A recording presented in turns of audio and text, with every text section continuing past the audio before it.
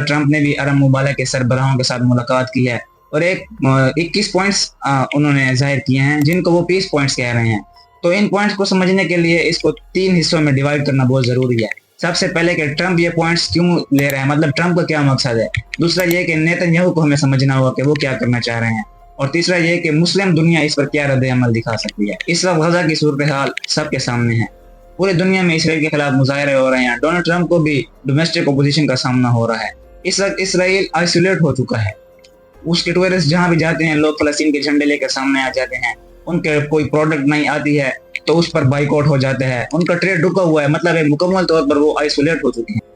अब ट्रंप ने अपने 21 पॉइंट जो जाहिर किए हैं, उनके मुताबिक जिस बात पर जोर दिया गया है वो ये है कि मुसलमान दुनिया यानी कि अरब मुमालिक, उनकी आर्मीज को फलस्तीन में उतारा जाएगा अमन कायम करने के लिए। लेकिन साथ ही साथ फलस्तीन की जो सबसे बड़ी आवाज़ है हमास, उसको इससे साइड पर रखा जाएगा। यानी कि उनको वेपन्स देने पड़ेंगे, अपने हथियार डालने पड़ेंगे, और वो लोग जो फलस्तीनी अथॉरिटीज़ के ज़रिए जो इलेक्शंस होंगे उसमें भी वो पार्टिसिपेट नहीं कर सके। और इन पॉइंट्स में कहा गया है कि अगर इसराइल को ये लगा कि जो वो मुस्लिम आर्मीज हैं वो किसी न किसी तरीके पर हमास को सपोर्ट कर रही हैं या उनके साथ कोई ताल्लुक है, तो वो लोग एयर स्ट्राइक भी कर सकते हैं।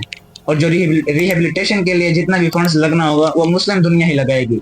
यानी भी लोग भी हमारे मरे हैं, नुकसान भी हमारा हुआ है और फिर पैसा भी हम लोग लगाएंगे। इन पॉइंट्स में अब्राहम अकॉर्ड्स को भी आगे बढ़ाने पर जोर दिया गया है। यानी कि अरब मुमालिक को यह कहा गया है कि अगर आप ये पॉइंट्स एक्सेप्ट करेंगे और अपनी आर्मीज को फलस्तीन में लेके आएंगे तो आपको इसराइल को भी एक्सेप्ट करना होगा, उनके साथ ट्रेड बहाल करना होगा, उनके साथ ताल्लुकात बनाने पड़ेंगे, और सबसे अहम ये कि दोनों मुमालिक को एक दूसरे को तस्लीम करना पड़ेगा। मुस्लिम दुनिया को फिर ये ख्वाब दिखाए जा रहे हैं कि आप इसराइल को एक्सेप्ट करेंगे, आपका ट्रेड बढ़ेगा, आपकी इकोनॉमी ब्लूम करेगी, आप ग्रो करेंगे।